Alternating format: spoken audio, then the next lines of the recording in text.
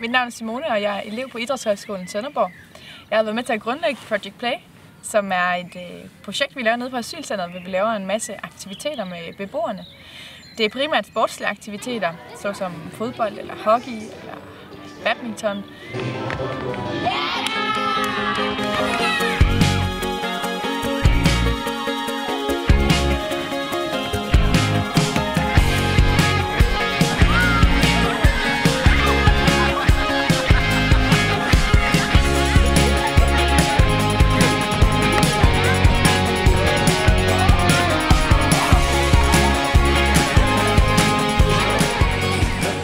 Hej, jeg hedder Birte, og jeg arbejder på Sønderborg Asylcenter, hvor vi har et samarbejde med Idrætshøjskolen her i Sønderborg, som vi er meget, meget glade for, og som vi meget gerne vil have fortsætter.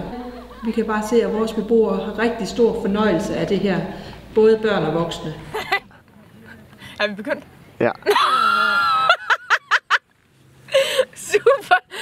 Skal jeg bare fortsætte? PT arbejder vi primært med børn, og vi kan se, at de i hvert fald får rigtig, rigtig meget ud af det. Og som frivillig får man virkelig også noget med igen, at du får et indsigt i en helt anden kultur, og forstår også børnene på en helt anden måde.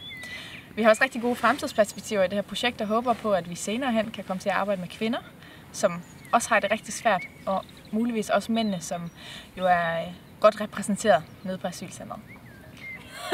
Altså, det er super sjovt. Det er virkelig noget, vi nyder. Jeg har selv haft rigtig meget glæde af det, og jeg er sikker på, at de andre i Project Play også har haft det rigtig godt af.